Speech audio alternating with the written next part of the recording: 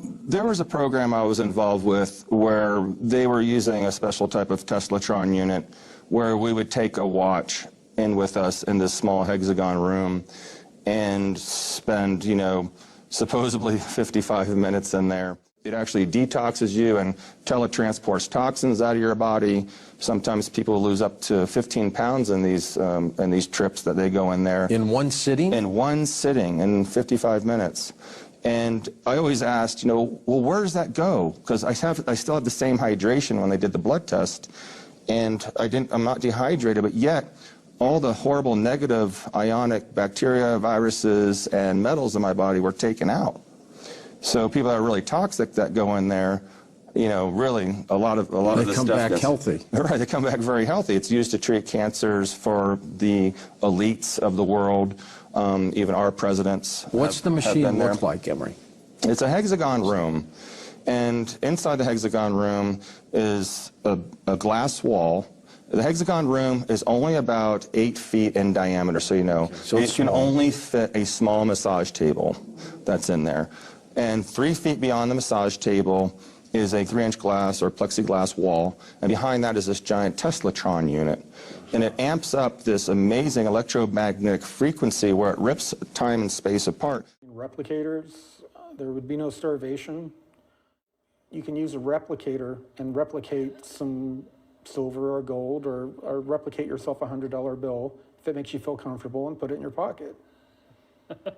There would be absolutely no need for any type of financial give or take.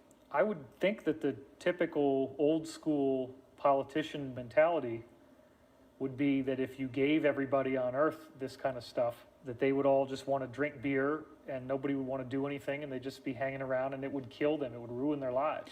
Well, there's going to be a transitional period where people are going to go, you know, probably a little bit nuts for a while with the technology. I mean, when people win the lottery, right? Right. It's not good for them. Well, right. Well, if everybody wins the lottery at once, you know, everybody has a replicator. Everybody's going to be pushing the button every day, you know, and trying, you know, all these different meals. Computer, 1 slice of New York cheesecake. This is an old Earth delicacy. How do I know you're not trying to poison me? Please.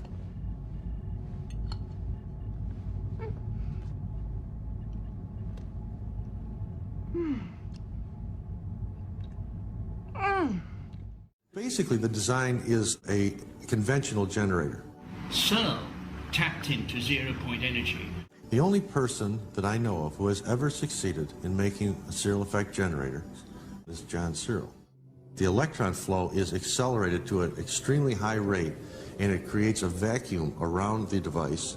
And in that vacuum, you develop numbing cold. And numbing cold, as we know today, is a function of superconductivity. It also is a function of gravitational force. For over 60 years, John Searle has tried to give to the world a new kind of energy system, one that would free mankind from the burdens of oil and fossil fuels. John Searle is known all over the world as the inventor of the Searle effect generator, a magnetic device consisting of 1 or more rings, also called plates, and a number of cylindrical rollers that, when in motion, generate electricity. The generator is a magnetic device that is totally magnetic. It is its own prime mover. It will self-start and continue to run, and as far as we know, we could say never stop. The looking glass shows probabilities, or has shown probabilities. The cube would react with the people present. So there was an alteration, if you will, over what you were seeing from it. It would actually spin out as a yellow disc out of the top of it, where the word yellow book originally came from. Yeah. Actually, I used that to our advantage at the T9, because that, in fact, was present at the T9, and I projected certain information which caused a little upset during the meeting, but I was also allowed to show them probable outcomes. So, in fact, the yellow book, the cube, was used for that purpose. Shockingly, they happened to see themselves standing on the bones of their own families and things like that in the vision. They were handing this cube around from country to country to the elitists in the countries to look into their own future so that they could pick the best paths for themselves. I'm happy to pass along the information. I'm honored to pass along the information that I understand that the Yellow Book is no longer accessible. I will say this to everybody, whomever took it, it's in safe hands and it won't be used to harm humanity. Are we able to know how many man-made Stargates there were on the planet? No. I'm not going to comment as to the total. I will say that there was over 50. Really? Yeah. Wow. In different countries of the world? Yes. Okay, and these are man-made? Yes. Okay, so, and natural Stargates? Well, see, it's not a Stargate. It's a device which accesses.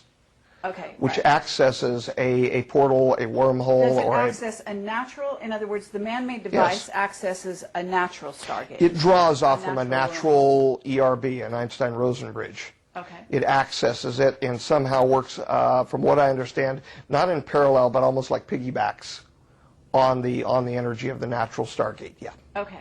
So, in other words, if there were 50 man-made devices accessing, they would be accessing a corresponding 50 natural energy vortexes. That I don't know. There's a possibility, in fact, that when the looking glass was operated, they were usually worked in tandem. It required a second looking glass to be turned on at the same time to get acoustics through. So unless a second one was turned on, which was operated at one of the places where Will Uhouse had been, he saw the second node location as opposed to the first node being over at the Papoose facility. Two pieces of equipment, two looking glasses, were required to be turned on at the same time to be able to hear acoustics or sound, if you will, from whatever the people were watching, but to go to piggyback in tandem with the visual response to the equipment. That it required two to be turned on to hear anything. And then both sides could hear the same thing. So I suppose both of the looking glasses being tuned to the same thing was accessing the same tunnel, if you will, to the information. Okay, yeah, that's what I was wondering. Okay, so the looking glass has an ability to show one the future, but a Stargate or, or equipment that accesses a Stargate or wormhole is for time travel, right? We're talking about two different things. Yes. Are they using the same technology? Essentially, yes. The original device was the Stargate device. That was then increased in power, if you will, with the use of these field posts. And how it pumped up the power, how it stabilized it, I don't know. You'd need to speak with a physicist about that. Okay, and however, it increased it enough to where it became a looking glass? Well, had no. The abilities of a looking glass? No. It would be pumped up in power to stabilize the doorway, if you will, to step through into another location, which, in essence, because distance and time are relative, the same thing. Step two into another time. The looking glass device was a back-engineered Stargate. Okay. So it was actually back-engineered from the original cylinder seal data, which allowed us to produce the Stargate access devices, if you will, what we call the Stargates. It's a back-engineered device, the looking glass is. So the looking glass is a secondary device, and it was coming into its fore in the 60s and 70s. And Will saw one of the first generations of it. From what I understand, a very large piece of equipment. They always get smaller no matter what. I mean, look at what's happened with the computers. Wasn't the original looking glass a back-engineered from alien technology? Yes. Okay. But it also, there was information around the cylinder seals that they used as also, and that those cylinder seals also came from an off-world race. Is that well, no, the cylinder seals didn't. The information on them did.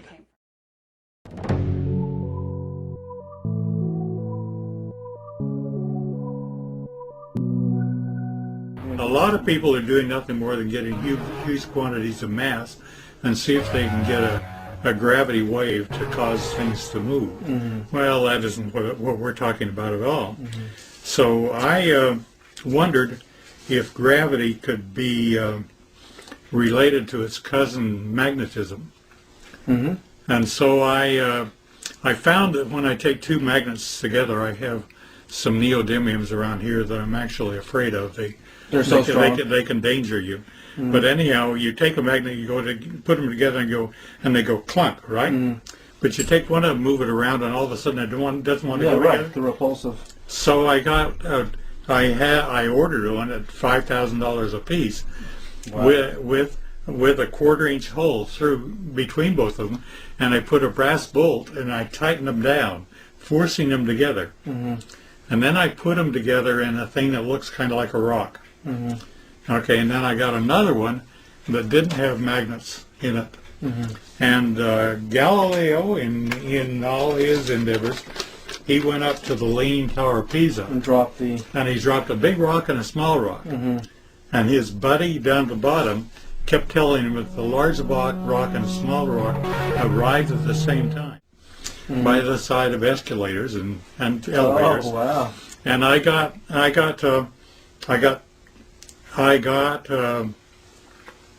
9 guys that were not educated and didn't have pre-opinions on anything.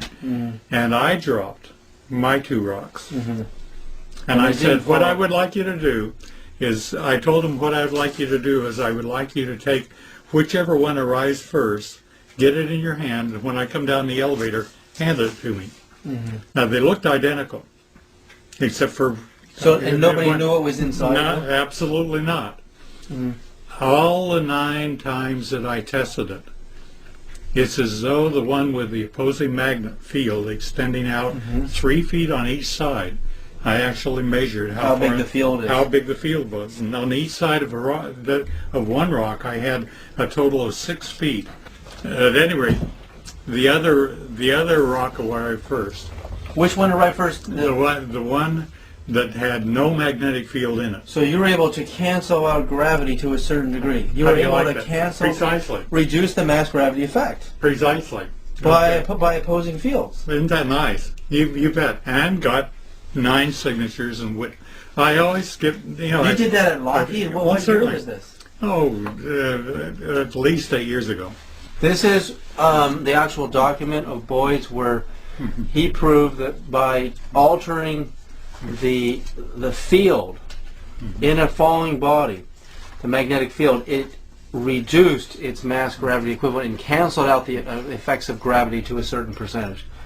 And he did a building 500 drop test conducted from a height of 59 feet. The location is in White Solomon, Texas, and the time was 12:20 p.m. and this was in 1995, December 12th.